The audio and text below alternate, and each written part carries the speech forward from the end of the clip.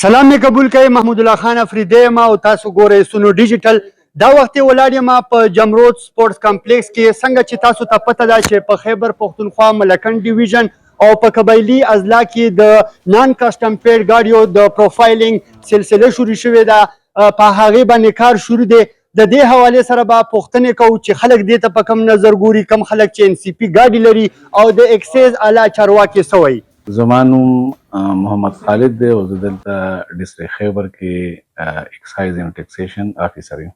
د پروفایلینګ فیصله خو اپیکس کمیټې کې شوې وه او د هغې په رڼا کې بیا چې څومره زم اضلاع دي او د ملکنډ ریجن چې څومره اضلاع دي په هغې کې چې کوم نان ډیوټي پیډ ګاډي دي نو د هغې موږ پروفایلینګ کوو. د پروفایلینګ مطلب دا دی چې د هغې ګاډي کوایف او د هغې مالک یا هغې باندې چې څوک قابض دی د هغه موږ شناختي کارډ او د هغه پوره کوایف ایډرس لیکو.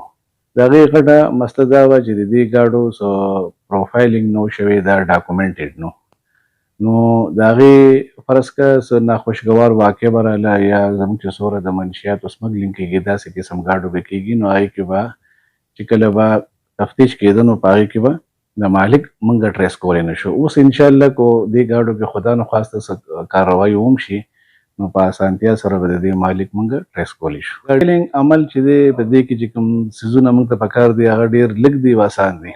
یو خو دا دی چې د پروفایلینګ دپاره به ګاډۍ خامخا راولي چې د هغې موږ فزیکل انسپیکشن وکړو. دویم مالک او د هغه شناختي کارډ ضروري دی.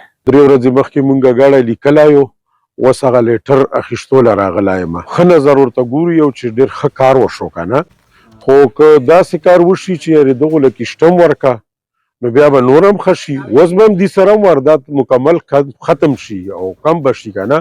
فضل امین نمار او شورې نه راغلی یم. دا باندې ډېر ښه کار وشلو. موږ ته حکومت ډېره ښېګړه وکړه چې موږ ګاډي صافه شولو او ډېره شکریه یې ادا کوو. دوران مې ماډل کرولا مې راوستې ده کې بمپیره ګاډی چلولو چې یاره اکسایز والا را نه شي یا کسټم والا یا څوک بل څوک اف آی اې والا موږ ګاډی ونه درئ.